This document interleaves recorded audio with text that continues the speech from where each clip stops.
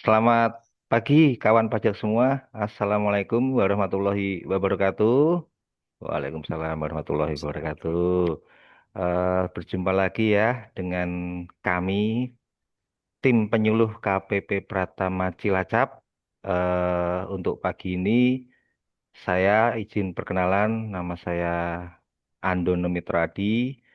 Eh, Saat ini saya ditemani dengan kawan terbaik saya, satu leteng ya sama saya, jadi sama-sama dari embrio yang sama, penyuluh juga. Perkenalkan rekan saya Mas Martin Purnama Putra. Selamat pagi Mas Martin. Pagi Pagi ya. Mas Andono. Gimana Mas, sehat kabarnya Mas ya? Ya, Alhamdulillah Mas Ya. Andono. Oh, Ya, ini pagi ini kawan pajak semua, eh, kami kita akan mengadakan edukasi terkait Kortek ya. Jadi kebetulan kita edukasinya satu edukasi untuk eh, apa ya, beberapa kegiatan. Artinya kita juga IG Live, ada juga untuk Zoom juga. Yang penting kita melaksanakan edukasi menyesuaikan teknologi ya Mas Martin. Kita manfaatkan kemutakhiran teknologi supaya eh, kita semua bisa mengambil manfaat dari teknologi yang kita punya. Baik, untuk kesempatan pagi ini kita akan membahas terkait edukasi Kortek untuk klasifikasi wajib pajak PAUD ya atau lembaga pendidikan. PAUD-PAUD ini biasanya ibu-ibu PAUD ya. Selamat pagi kawan pajak PAUD, selamat pagi Pak Mustaid ya. Pak Mustaid selamat pagi yang sudah bergabung dengan Zoom. Jadi selama ini kan ibu-ibu PAUD itu banyak ya Mas yang datang ke kantor bingung, Pak ini kortek saya gimana, Pak ini saya mau bayar gimana ya. Menjawab segala keresahan ya kawan pajak terutama teman-teman lembaga pendidikan atau PAUD. Nah, ini kesempatan Mas nih. Kita pagi ini ada edukasi terkait Kortek untuk PAUD ya. Ya, selama ini kan kawan pajak PAUD itu kalau ada transaksi ya, biasanya apa? Pembelian PMT ya, snack. PMT apa sih? Pembelian makanan tambahan apa ya? Pokoknya pembelian snack lah ya, pembelian snack, konsumsi seperti itu. Biasanya kawan pajak PAUD itu yang dilakukan hanya bikin billing. Pokoknya bikin billing dulu, bayar pajak dulu gitu kan ya. Yang penting ada pajaknya seperti itu. Nah, sementara salah satu tujuan Kortek ini adalah untuk merubah perilaku wajib pajak menjadi yang benar. Seperti moto kami ya, membiasakan yang benar, bukan membenarkan yang biasa. Jadi artinya kalau memang dulu itu belum benar, ya jangan dibiasakan. Mulai sekarang, kalau insya Allah nanti edukasi ini bermanfaat, tahu yang benar seperti apa, harapannya kawan pajak bisa untuk membiasakan yang benar. Jadi selama ini kan kawan pajak itu, terutama paut-paut itu, kalau ada transaksi, Mas beli PMT, bikinin pajak, bikinin billing gitu kan ya. Nah, berdasar pengalaman-pengalaman sebelumnya, itu teman-teman PAUD itu semua hanya hanya apa ya, bayar billing doang, nggak pernah laporan. Padahal kan kita tahu sendiri ya, kewajiban wajib pajak itu kan bayar dan lapor gitu ya. Jadi selain membayar juga ada pelaporan. Kalau memang tidak ada transaksi sih nggak masalah, oke nggak ada pelaporan. Nah selama ini ada transaksi pembayaran billing, billing, billing, tapi laporannya nggak ada kan gitu kan aneh jadinya. Nah oleh karena itu di Kortek ini kita mulai melakukan konsep yang benar. Jadi nantinya bukan harus bikin billing dulu. Misal contoh nih ya, kawan pajak PAUD nih ada transaksi PMT, pembelian snack catering. Biasanya kan melalui Arkas ya, kalau Siplah mahal mungkin ya. Nah, kalau Arkas kan, kalau dulu itu ada namanya kalau tidak ada NPWP itu pajaknya 2 kali lipat atau 100% lebih tinggi gitu ya. Nah, sekarang eh, di Arkas sepertinya kalau saya nggak salah itu ada pilihan centangan 2% atau 4% ya. Nah, itu kawan pajak teman-teman PAUD monggo pilih yang 2%. Karena di Kortek ini kita sudah tidak menggunakan NPWP, tetapi menggunakan NIK. Artinya berarti nanti kalau kawan pajak lawan transaksinya tidak punya NPWP, nggak masalah, tetap pakai aja yang 2%, gitu ya. Nah, kemudian perubahan perilaku atau perubahan konsepnya seperti ini. Kenapa seharusnya itu bukan bukan bikin billing dulu? Contoh nih, Mas, kayaknya ada yang mau gabung itu di Zoom. Contoh nih ya, misal kawan pajak PAUD eh, ada transaksi PMT, pembelian snack. Contoh dengan saya aja, pembelian snack dengan Andono Catering gitu ya, Andono Catering. Nah, misal transaksinya 20.000 nih, ya transaksinya 20.000. Saya menerimanya pasti bukan 20.000 dong, ya. Jadi katakanlah 18.000 saya menerima cash. Yang 2.000 itu dipotong PPh-nya gitu kan ya. Artinya saya menerima 18.000, yang 2.000 dipotong PPh. Nah, yang dilakukan kawan pajak itu apa seharusnya? Yang seharusnya dilakukan pertama ya, membuat bukti potong.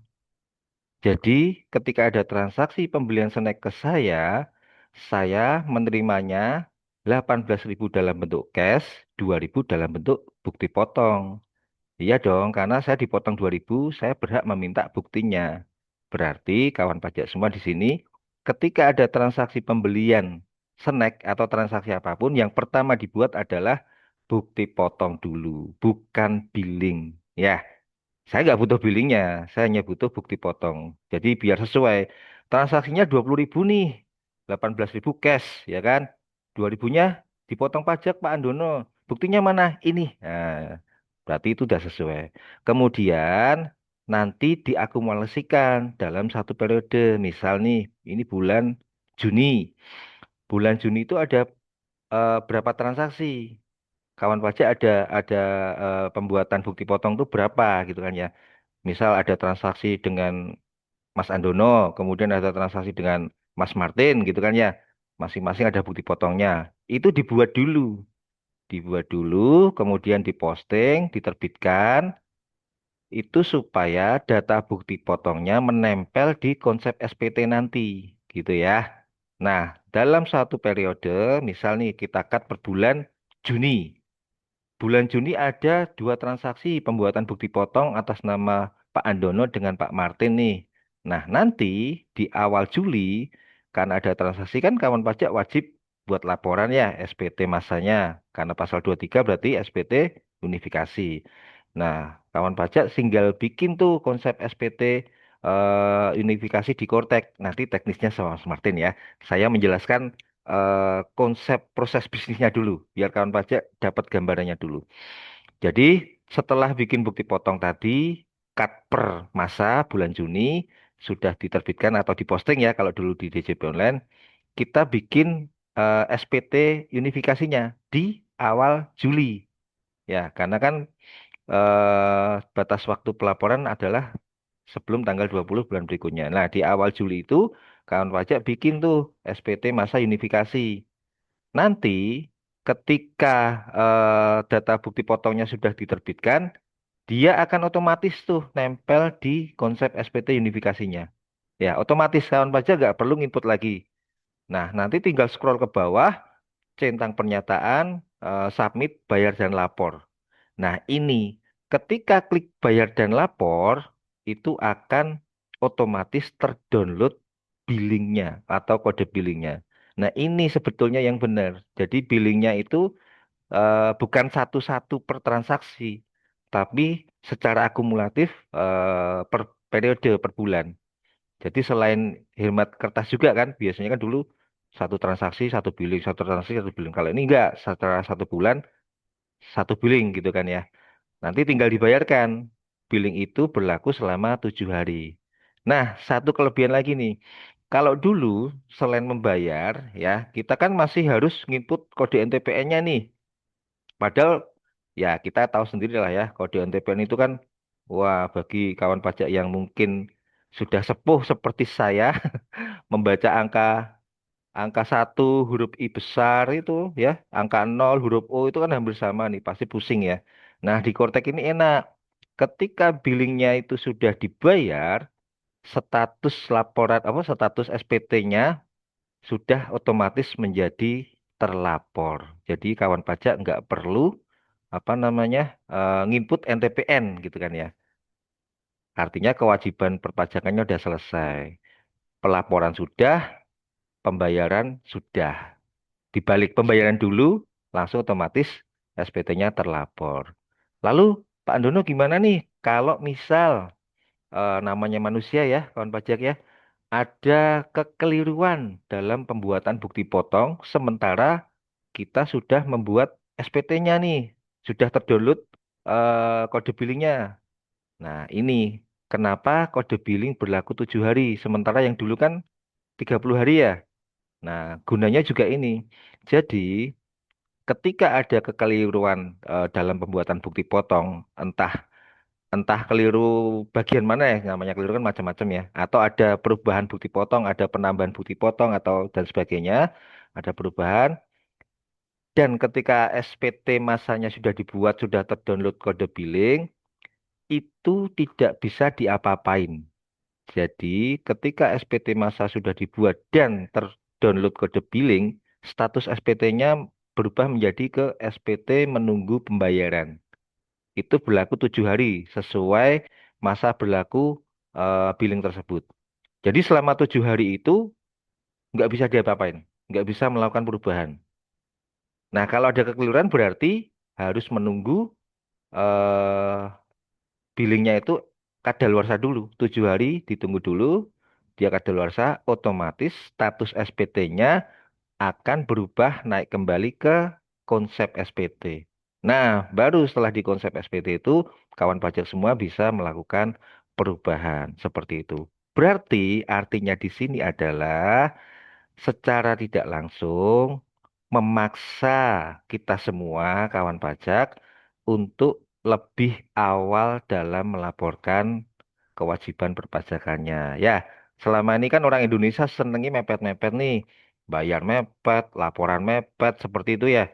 Nah, karena ada konsep di Kortek yang pembetulan SPT hanya bisa dilakukan setelah kode billingnya kadaluarsa selama 7 hari. Artinya berarti kawan pajak harus mikir spare waktu 7 hari sebelum batas akhir pelaporan SPT masanya supaya lebih tertib. Seperti itu gambarannya. Gitu ya kawan pajak. Nah, nanti untuk detailnya ini sudah banyak yang join nih. Selamat pagi semuanya yang di Zoom ini sudah banyak yang join.